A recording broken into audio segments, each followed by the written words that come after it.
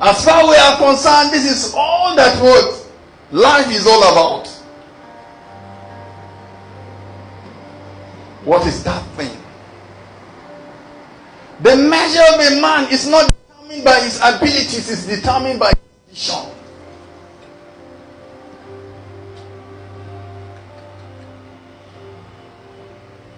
You could be friends. You could have the same talents. You could have the same abilities. What will make the two of you different is what? Your vision. Because someone will wake up and say, I want to be the president of Nigeria. While someone will say, I want to be a permanent secretary. Do you know many of our youths, all they think is what? Having a degree. Go and work in the Ministry of Agri and retire as a permanent secretary. Isn't it?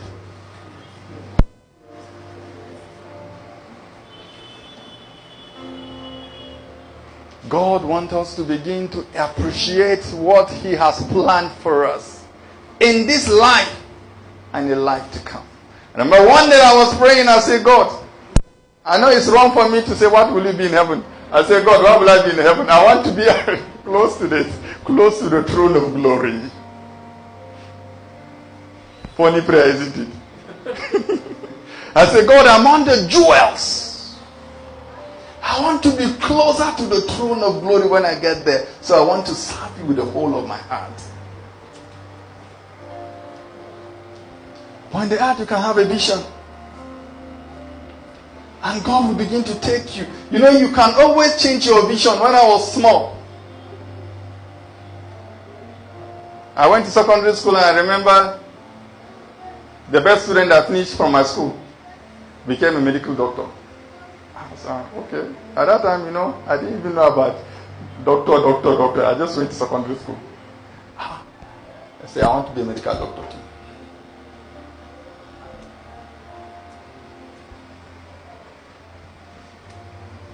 It's a small vision. But as I achieved that one, so after doctors, some people are calling themselves consultants. I say, I want to be a consultant too. Now I became a consultant. I said, there are some consultants that are professors. God, I want to be a professor.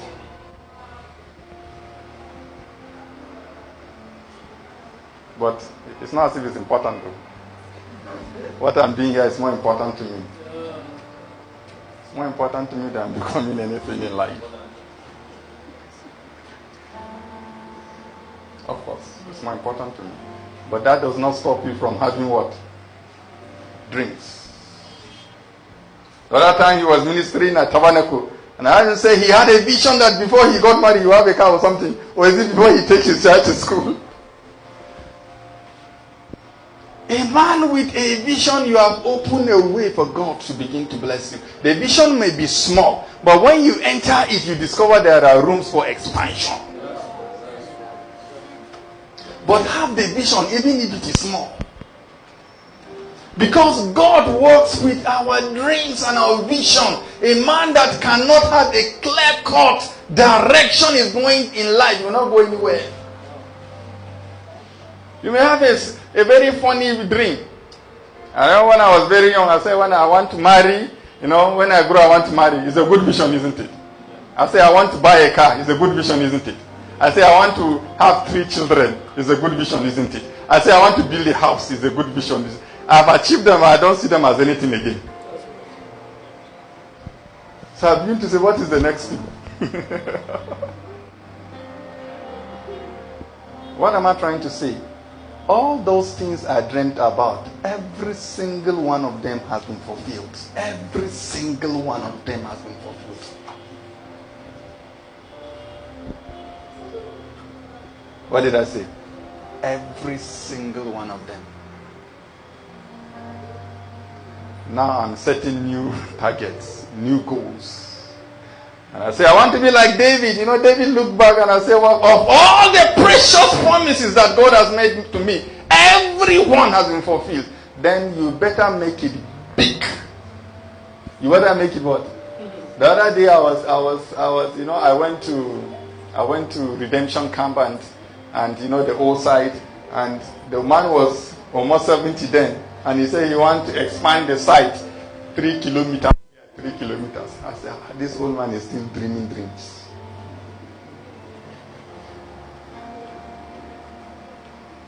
You've been there now, you've seen it.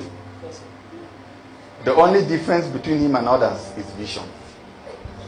Because vision begins, when you have a vision, you become restless.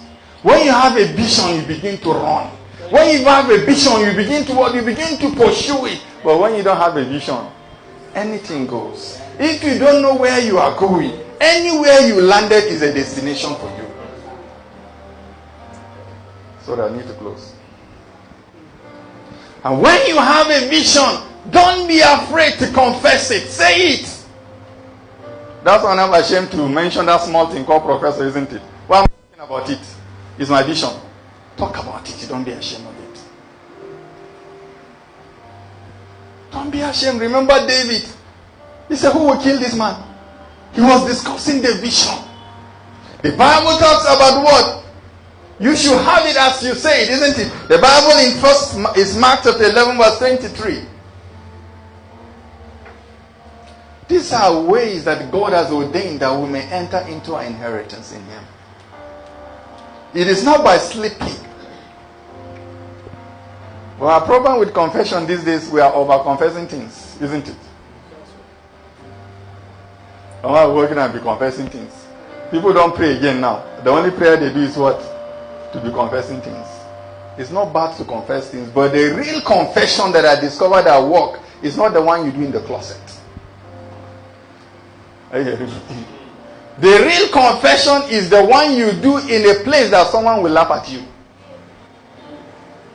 If you are not able to say it where they will laugh at you, that your confession is fake.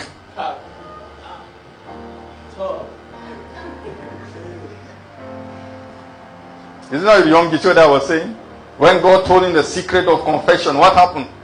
He went and met his friend and said, I have a bicycle right now. I have a chair right now in my room. And they said, let's go to the room. He said, he became afraid. Then when he came, he started making explanations. Because there was nothing there. Story of told of a blind man who wants to get healed. He started giving testimony. He stood there and said, what? I want to bless God because I can what? I can see. He did the first time, second time, third time, and the pastor would say, please go and sit down. But as he stood to make the last, his eyes opened up. People laughed at him. Let me tell you something. Real confession is the one that when you are saying it, even you are feeling your voice cracking. You open and say it, it will happen by the grace of God. I'm not talking about boasting. Don't go and be boasting and say you are making confession. So by the grace of God, I know. Discuss it. In the process of discussing it, let me tell you, you will meet someone who will help you run with it. Talk about your dream. Talk about your vision. I want to be like Messi. In fact, I want to break all his records. Can you play football? You know that statement, people will turn and look at you, isn't it? You say you want to break Messi's record. They say you are a fool. You don't know what you are talking about. Nobody can do that, isn't it? But you are saying it. And they're laughing at you. And when they finish laughing at you, you come and say, God, they're laughing at me. I want you to see them laughing at me. Because people who laugh at you, they will come and celebrate you. And they will give God the glory, because when you are saying it, you are saying, I know God will do it.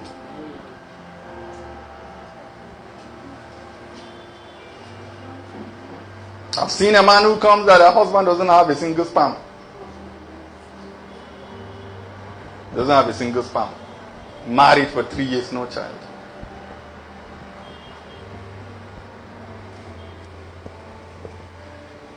There's nothing God can do. Today she has a baby.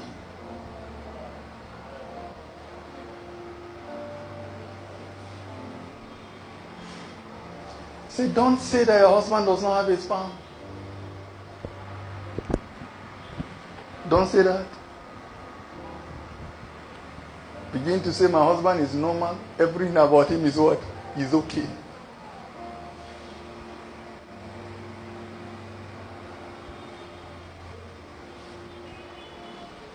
You have to believe it in your heart. Do you believe in your dream? Do you believe that you have it? In fact, have you believed that you had it so that the extent that you have even started making preparations for the thing? But I notice when you believe in something, let me give you an example. Supposing you want to graduate with 2-1, or let me say first class, and you stood and say 100 level. Sister, which level are you? Which level are you? Okay, now have a dream that you graduate with the first class. The moment you enter 100 level, there is a behavior of those who want to come with first class and those who want to pass. Do you notice there's a difference? Yes, sir. Because you see them, they are on purpose. True or false? If you enter 100 level and you say, I want to graduate with first class, merely making that statement will change your life completely.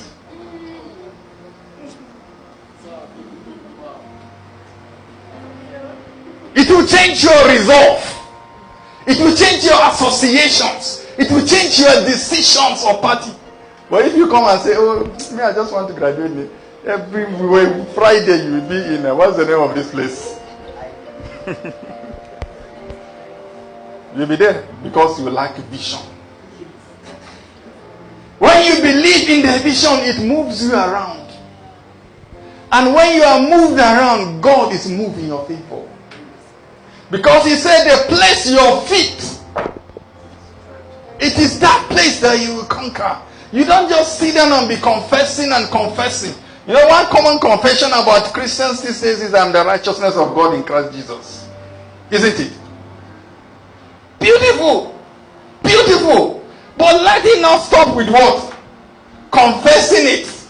Begin to what? Act it.